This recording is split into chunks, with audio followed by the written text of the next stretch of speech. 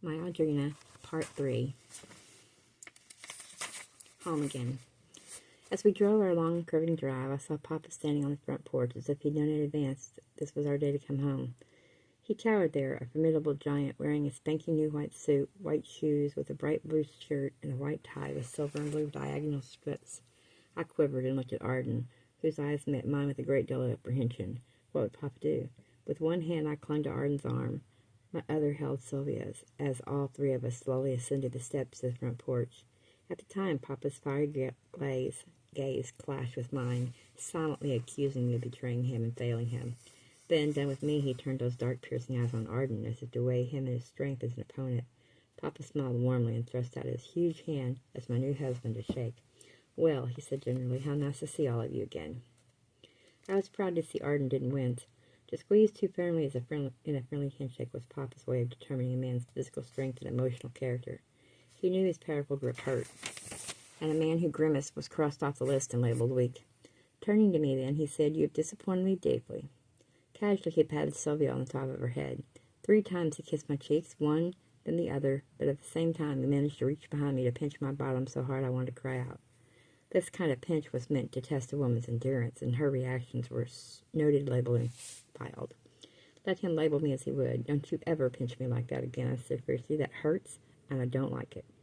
I never have liked it, and neither did my mother or my aunt." "What? What a saucy bit of baggage you've become in 4 days."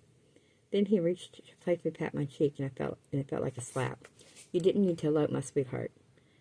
It would have been my pleasure and my joy to walk you down the center aisle and see you wearing your mother's beautiful wedding gown." Just when I thought nothing he did could ever surprise me, he caught me off guard. "Arden, I've been talking to your mother about you, and she tells me you've had some difficulty finding the kind of position you want with a good architectural firm. I admire you for not accepting a third-rate job in a second-rate firm, so until you find the kind of position you really want, why not accept a junior accountant executive position with my brokerage firm? Audrina can help teach you the ropes so you can pass the exam, and of course I'll do what I can to help, though she knows almost as much as I do." This wasn't what I wanted, yet as I glanced at Arden, I saw he was very relieved. This offer would solve a lot of problems. Now we'd have an income and could rent a small apartment in the city, far from Whiteburn. Arden appeared very grateful and glanced at me as if over-exaggerated Papa's desire to keep me all to himself. How like Papa to take a situation he disliked and turn it around to his advantage. Good-looking young account executives are much in demand, and Arden was smart and good with math. "Yes, Arden," he responded, putting a friendly fatherly arm around my husband's shoulders. "My daughter can teach you the fundamentals and the technical side, too."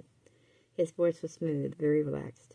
"She's almost as knowledgeable as I am, and perhaps even better, since the market is not a science but an art. Audrina has a stranglehold on sensitivity and intuition. Right, Audrina?" He gave me another smile of great charm. Then, when Arden wasn't looking, he quickly reached to pinch my bottom again, even harder. He smiled, and when Arden glanced our way again, Papa was hugging me lovingly. "Now," he continued, "I have another wonderful surprise for you. I've taken the liberty of moving your mother out of that miserable little cottage. She is now established upstairs in the best rooms we have. That is, the best next to my own." It hurt to see Arden so grateful when he should have known better. Perhaps all men were more or less alike and understood each other very well. I raged inside that Papa was still controlling my life, even though I was married. Cozily established in what had been my aunt's rooms, made grand in a useless effort to please her, was Billy, dressed like a stage star in a fancy lace dress that should have been only at a garden party. Her bright eyes glowing, she guessed. "He stormed over to my place about an hour after you drove away and raged at me for encouraging us to elope. I didn't say a word until he calmed down. Then I think he really looked at me for the first time. He told me I was beautiful. I was wearing my shorts, too, with those damn stumps sticking out. You didn't seem to care. Darling, you just don't know what that did for my ego. Papa was clever, so clever. I should have expected he'd find a way to defeat me. Now he had my mother-in-law on his side. Then he said we should make the best of a situation that couldn't be changed, and that wonderful man invited me to come and live here, and share your lives and his. Wasn't that gracious of him?" Of course it was. I glanced around at the room I thought should be a shrine to my aunt's memory, and ached inside, and yet what good were shrines when Billy was so grateful, and Aunt Elizabeth had never appreciated anything done to make her room pretty. Certainly if anyone deserved rooms like this, it was Billy. "Audrina, you never told me your father was so kind, understanding, and charming. Somehow you always made him seem insensitive, conniving, and abusive." How could I tell her Papa's good looks and contrived charms were his stocks in trade?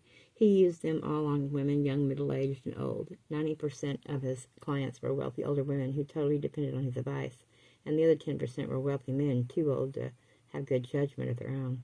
Audrina, darling, Billy went on, your father is such a dear, so sweet and concerned about everyone's welfare. A man like Amy Adair could never be cruel. I'm sure you misunderstood if you think he mistreated you. Papa had followed us upstairs, and until she had said this, I hadn't seen him leaning gracefully against the door. My daughter has been raving about you since she's 7 years old. God knows I never thought puppy love would last. Why, I loved a dozen girls or more by the time I was 10, and 200 before I married Audrina's mother. Arden smiled, appearing embarrassed, and soon he was thanking Papa for offering him a job when no one else had, and a decent salary for someone with absolutely no training as a broker. And so again Papa had won. Until Elizabeth was dead, she had not saved me any more than she'd saved herself. Only Papa was free to time and time again to hurt those he claimed to love most. Soon Papa was talking seriously to me and Arden about giving him a grandson. I've always wanted a son, he said, while looking directly into my eyes. It hurt, really hurt to hear him say that. He must have seen my pain, for he smiled as if he'd been tested and he found me still faithful. Second to a daughter, I wanted a son, that is. A grandson will do just fine since I already have 2 daughters. I didn't want a baby yet. Not when just being Arden's wife was traumatic enough. Bit by painful bit, I was learning how to cope with those nightly acts of love that seemed too atrocious to me and wonderful to him. I even learned to fake my pleasure so he stopped being so anxious and allowed himself to believe that I was now enjoying sex just as much as he did. Even before Arden and I returned from our seashore honeymoon, Billy had taken over in the kitchen. Aunt Elizabeth had so recently abandoned.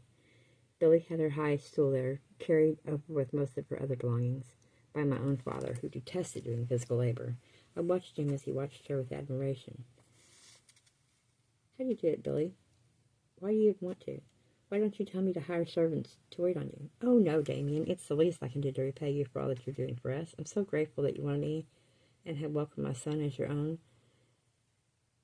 that I can never do enough. Anyway, having servants in the house steals your privacy. I stared at Billy, wondering how a woman with her experience could be so easily fooled. Papa used people.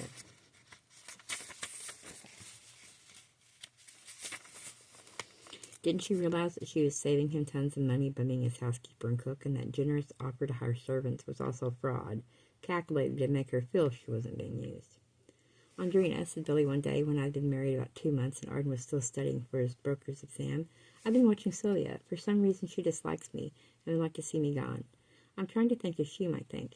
It could be she's jealous because she sees you love me too, and she's never had to share your love with others. When I was in the cottage, it was different. But now I'm in your home and stealing your attention and your time from her. Arden is her competition too, but for some reason, because maybe he leaves her alone too, she isn't jealous of him. It's me she's jealous of. What's more, I don't believe she's nearly as retarded as you think. She mimics you, Audrina. Whenever you turn your back, she follows you. And she can walk just as normally as you do, when she knows you can't see her. Whipping around, I caught Sylvia just behind me. She appeared startled and quickly closed her lips. Billy, you shouldn't say things like that. She can hear. Of course she understands. She isn't brilliant, but she's not beyond the pale. I don't understand why she'd pretend. Who told you she's hopelessly retarded?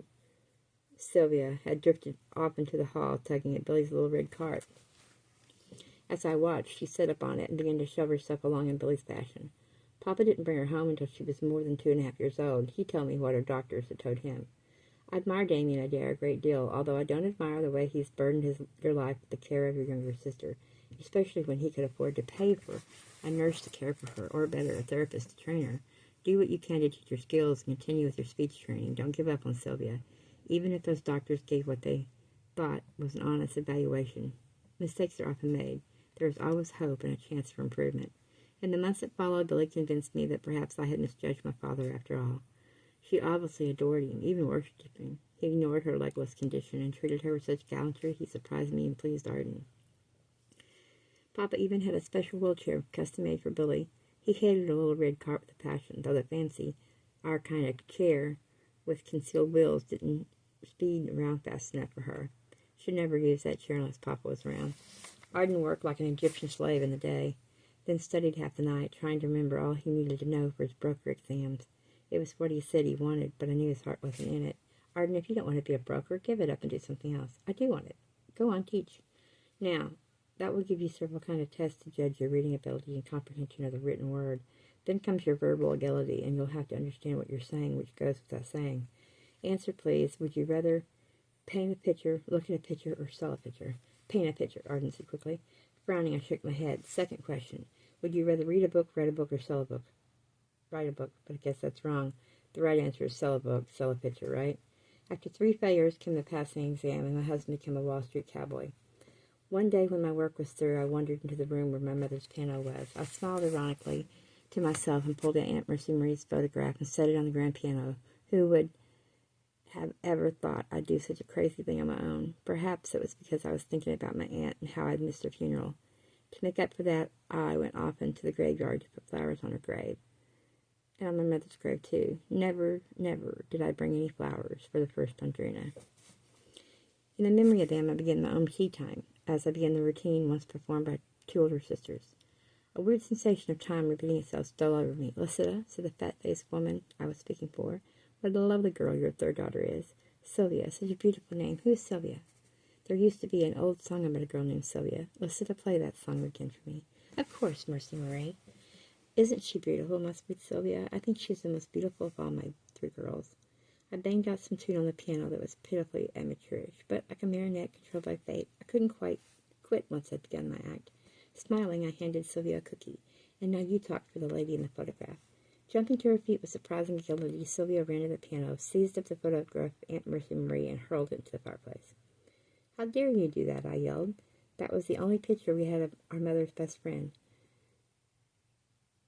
You've never done anything like that before. Falling down her knees, she crawled to me, whimpering like a small puppy, and she was 10 years old now. Crouched at my feet, Sylvia clawed at my skirt, allowing me my lips to part, and soon spittle wet her chin. A small child couldn't have looked into my eyes with more innocence. Billy had to be mistaken. Sylvia couldn't focus her eyes, but for a second or two.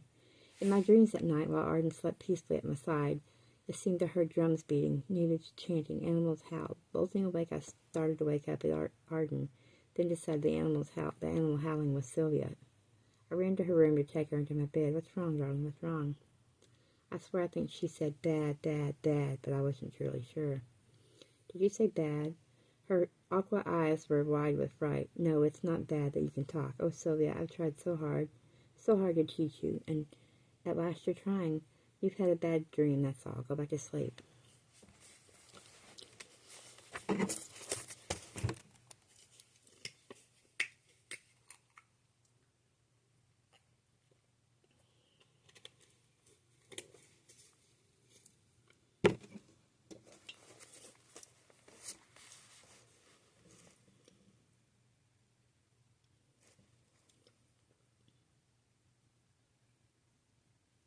And think how wonderful your life is going to be now that you can communicate.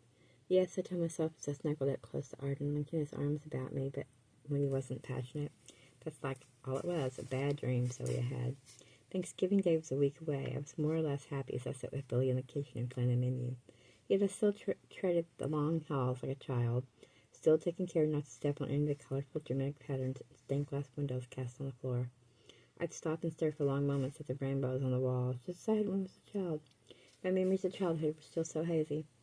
As I left the kitchen and started for the stairs with the rumor of visiting the playroom, and evoking the past, challenging it to reveal the truth, I turned to find Sylvia trailing me like a shadow. Of course, I'd grown accustomed to her being my constant companion, but what surprised me was the way she managed to catch a random sunbeam with the crystal prism she clutched, and flash the colors directly into my eyes. Almost blinded, I staggered backward, for some reason terrified. In the shadows near the wall, I dropped the hand I used to shade my eyes and stared on the marble floor. Was Sylvia trying to make me fall too? What if Sylvia had been downstairs in the foyer and had used that prism to blind my aunt's eyes with sunlit colors? Could that have made my aunt dizzy enough to fall? Was Sylvia trying to make me fall too? Put that thing down, Sylvia. Put it away. Never flash those wild eyes again. Do you hear me? Like the wild thing Papa compared her to, she ran. Stunned for a moment, I could only stare after her, feeling frightened by my own violent reaction. I sat on the bottom step and tried to pull myself together, and that's when the front door opened. A woman stood there, all tall and slender, wearing a smart hat of many shades of green feathers. A mink cape was slung casually over one shoulder, and her green shoes matched her very expensive-looking green suit. "Hi. Here I am, back again. Don't you recognize me, sweet Audrina?"